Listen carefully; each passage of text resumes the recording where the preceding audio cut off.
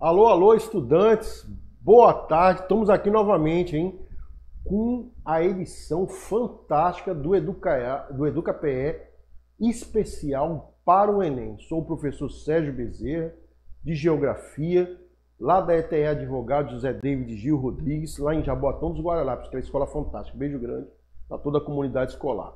Olha, então essa edição aqui do EducaPE especial de Enem está trazendo um resgate dos temas mais recorrentes das provas e os principais assuntos que caem.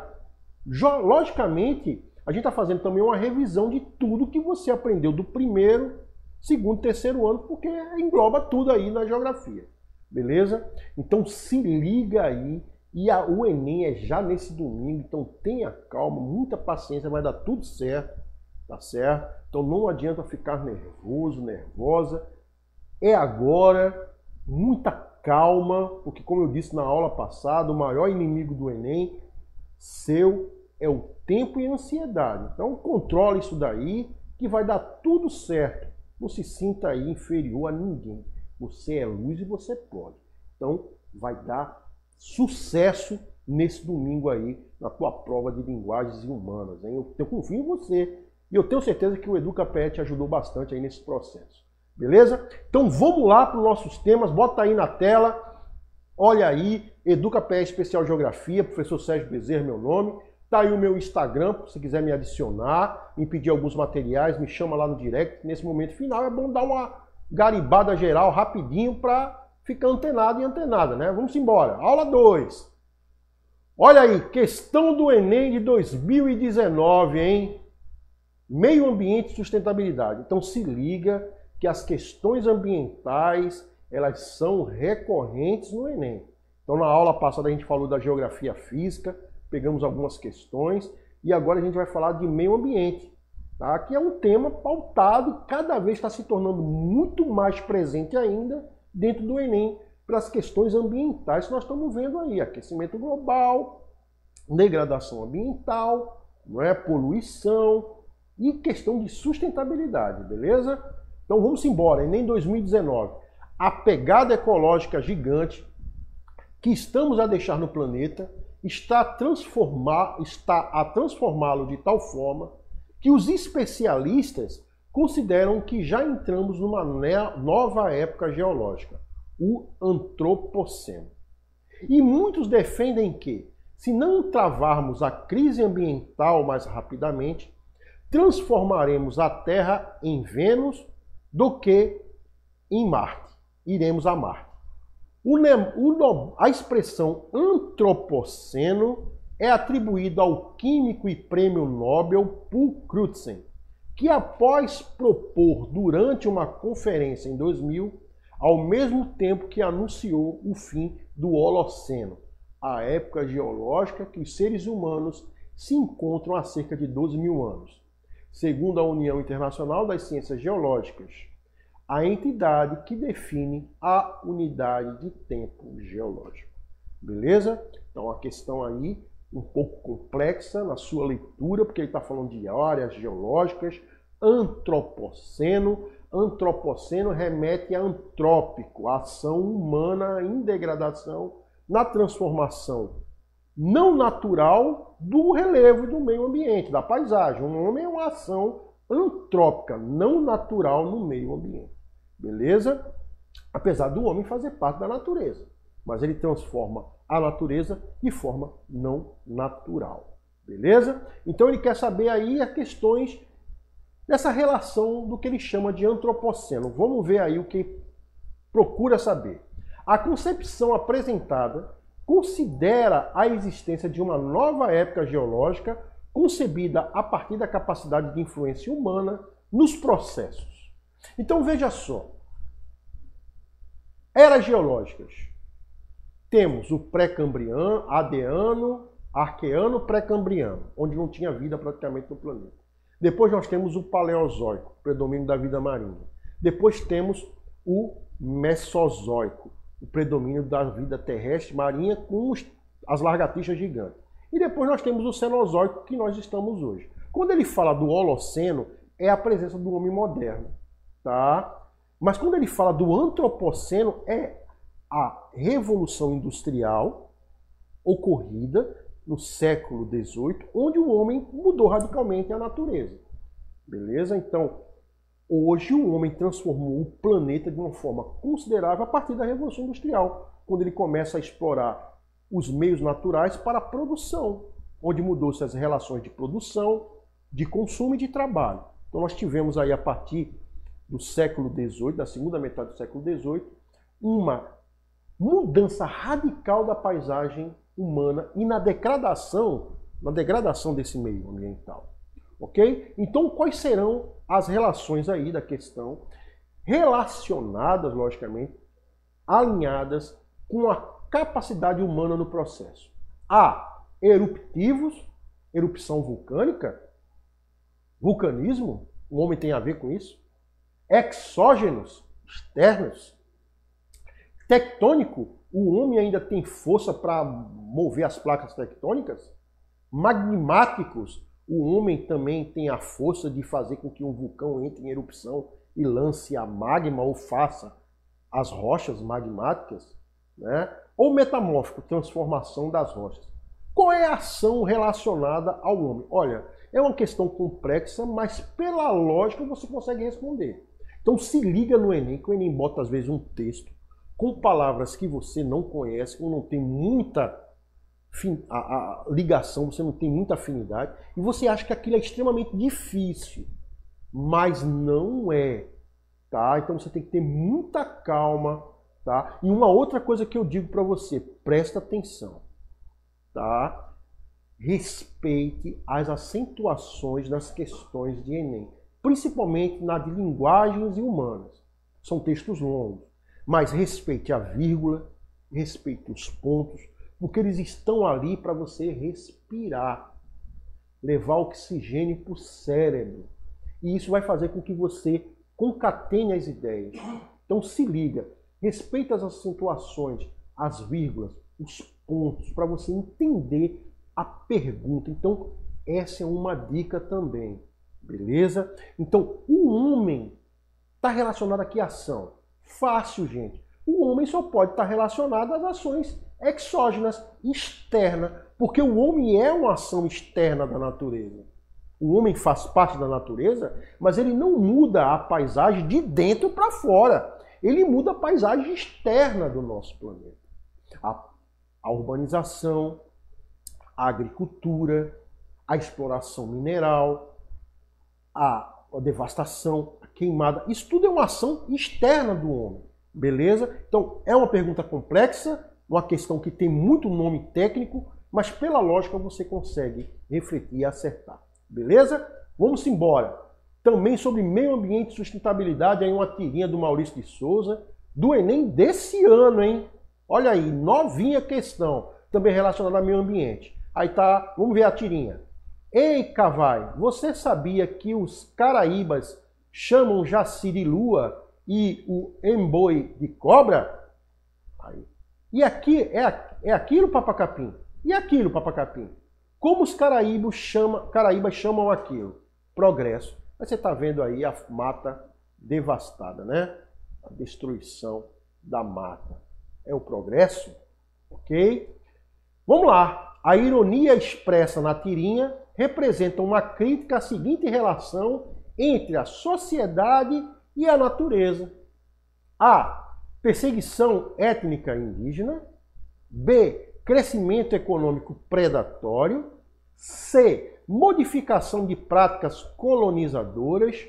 D. Comprometimento de jazidas minerais. E E. Desenvolvimento de reservas extrativistas.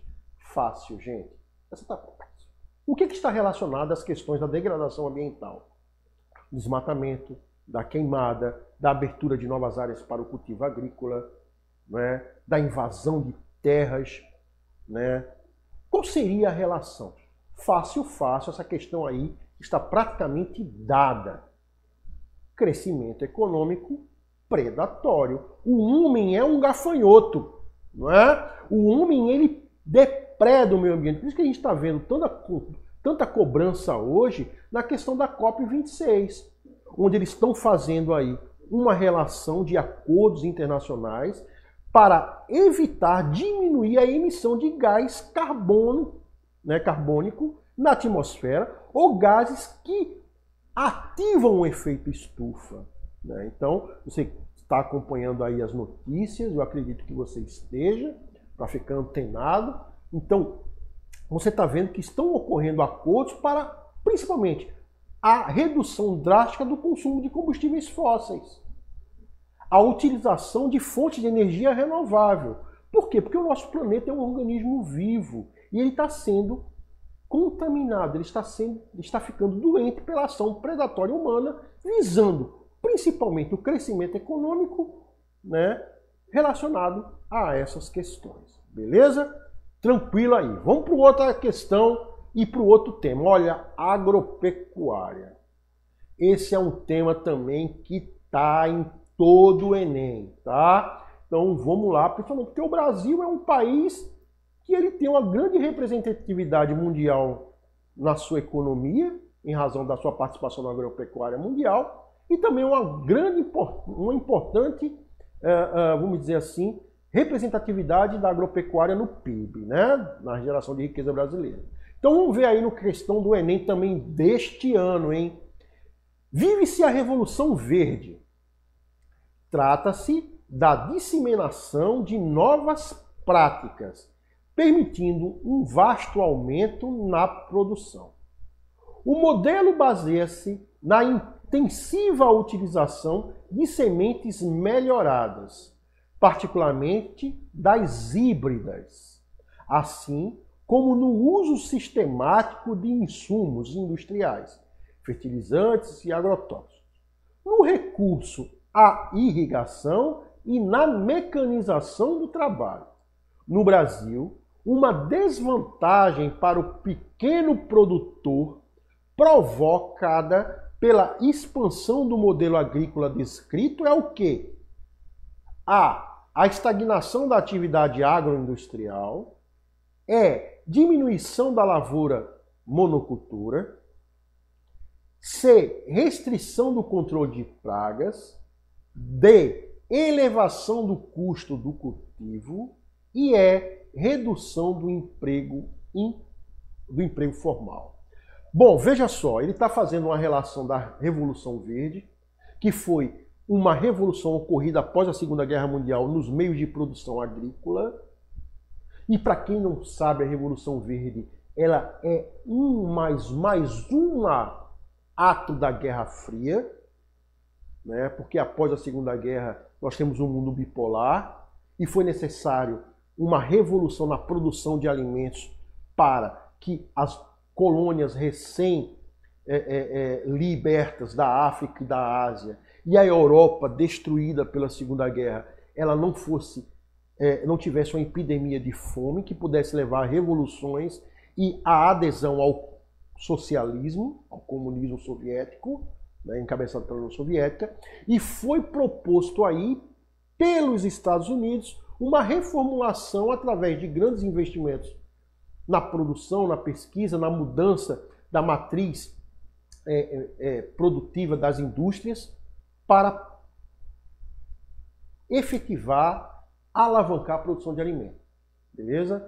Mas será que toda a tecnologia da mecanização, da melhoria genética das sementes, dos fertilizantes, dos herbicidas, dos agrotóxicos, do agronegócio, a tecnologia no agro, será que ela atinge a todos? É a grande questão aí proposta pela pergunta. Então, no Brasil, qual seria a desvantagem para o pequeno produtor? Será que o pequeno produtor ele consegue acompanhar as renovações tecnológicas da Revolução Verde?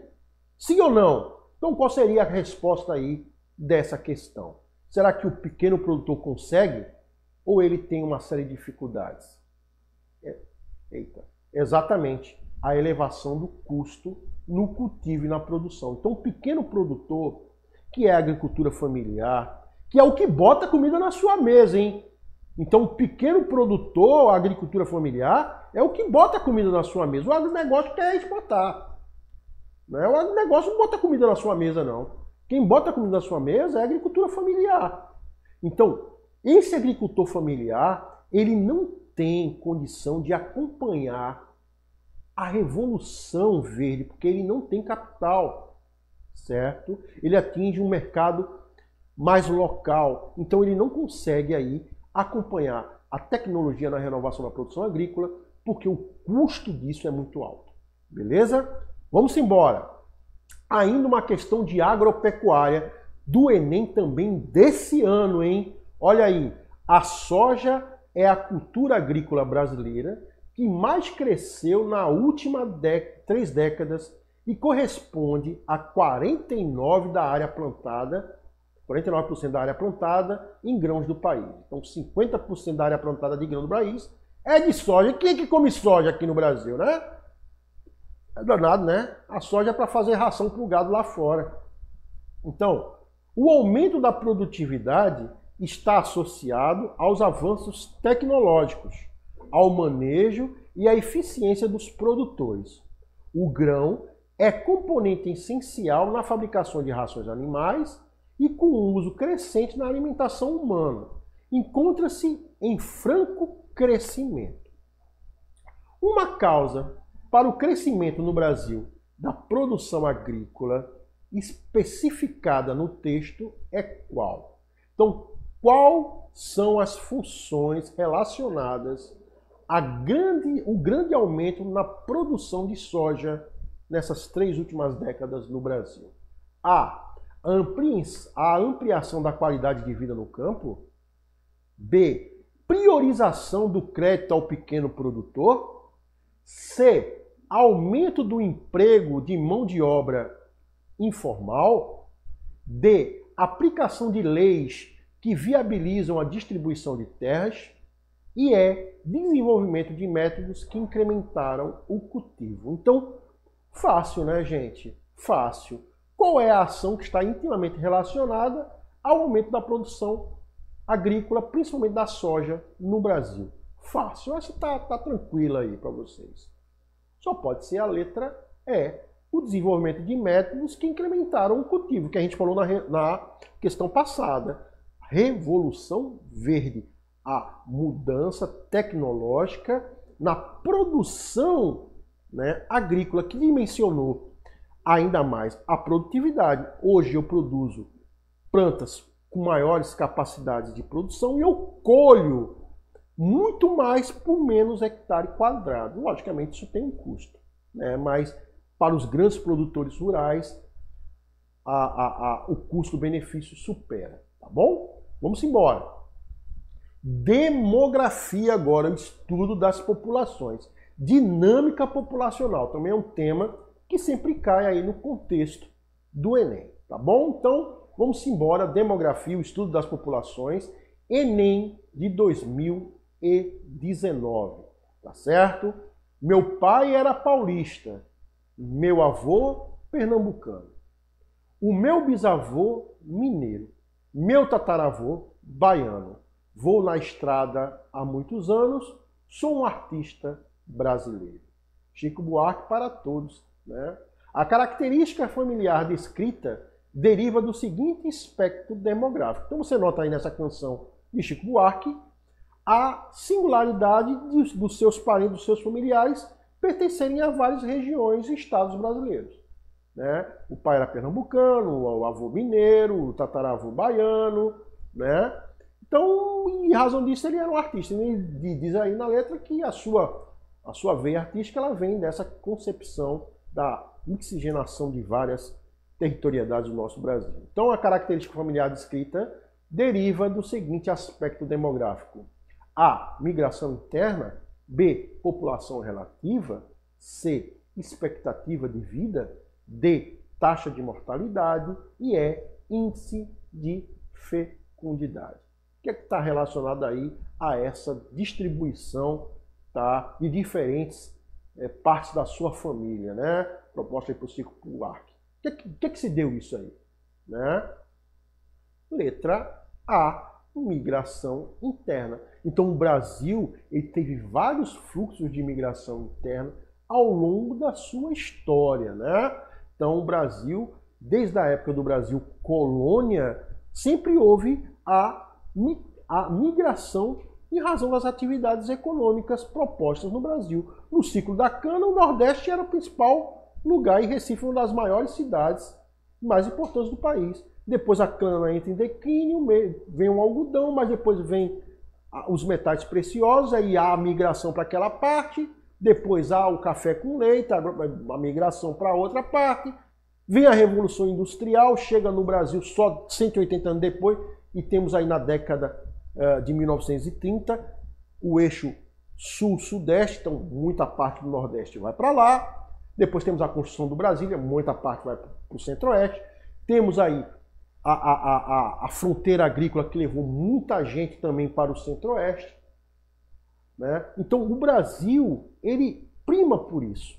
As migrações internas, elas fazem com que a população brasileira transite por vários lugares, dependendo aí, relacionado às atividades econômicas. E na década de 50, 70, 40, 70 mais ou menos, foi quando tivemos um êxodo rural muito grande em razão do processo de industrialização e urbanização das áreas do sul, sudeste do Brasil.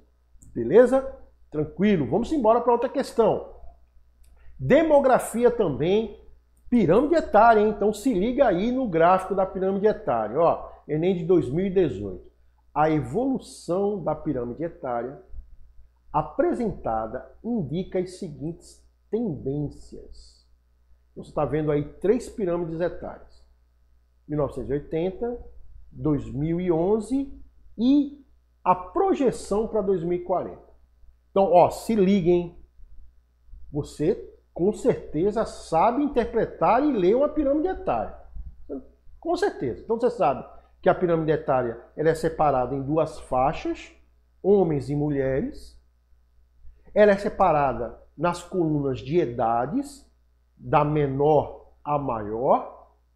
E aí, essa pirâmide etária ela vai mudando ao longo do tempo, né? Então, nós temos aí 3 faixas dentro da pirâmide etária. Os jovens, crianças e jovens, que vão do 0 ao 19. A PA, população economicamente ativa, que vai dos 20 aos 65 hoje. E a população inativa, que vai acima dos 65, que é aquele que já está aposentado. Então, nós temos aí as transformações referentes à pirâmide. Então você está vendo aí 3 pirâmides diferentes. 1980, a transformação dela em 2011 e a projeção para 2040. Então, conforme essa evolução, né, o que está indicando aí? O que você está percebendo? A, o crescimento da faixa juvenil, crianças e jovens, está tendo um crescimento. B, o aumento da expectativa de vida. C, a elevação da taxa de fecundidade. Taxa de fecundidade é quantos filhos a mulher tem durante o seu período fértil. D, predomínio da população masculina. Expansão do índice de mortalidade. Então o que está dizendo aí na projeção, comparando 2011 para 2040 respectivamente, principalmente essa daí? Crescimento da faixa juvenil não, porque você está vendo que a faixa juvenil de 0 a 19 está caindo. Aumento da expectativa de vida, vocês estão vivendo mais, né? Elevação da fecundidade, predomínio da população masculina. Não, o homem ali está diminuindo, ó. A mulher vai dominar o mundo. As mulheres vão dominar o mundo aí na projeção, né? Então vamos ver aí qual é a questão. Fácil, fácil, né, gente? Aumento da expectativa de vida. Você está vendo que na pirâmide da projeção de 2040, a faixa que compreende de 59 a 70, ela está se alargando. Então isso aí está dizendo sobre o aumento da expectativa de vida, que é uma questão mundial em razão do avanço da ciência, das melhores condições de saúde e de vida. Bom, gente, mais um beijão para vocês. Daqui a pouco a gente volta com a terceira parte aí das questões de geografia. Valeu e tenho certeza que você acertou. Até mais. Daqui a pouco a gente volta.